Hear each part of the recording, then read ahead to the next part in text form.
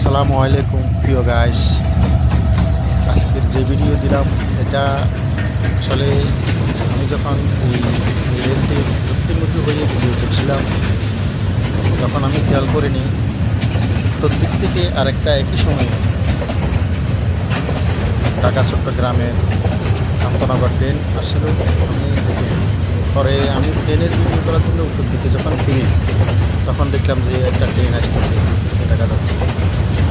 তখন আমি সতর্ক হয়ে যাই। যদি সেদিন অসতর্ক হয়ে যদি আমি দক্ষিণমুখী থাকতাম সেদিন আমি মারা যেতাম অ্যাক্সিডেন্টে হয়তো বা।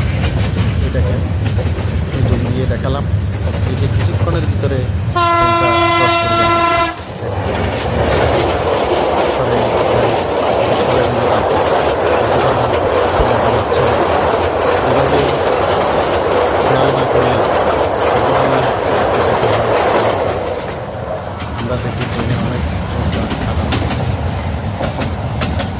সকলকে ধন্যবাদ। আসসালামু আলাইকুম।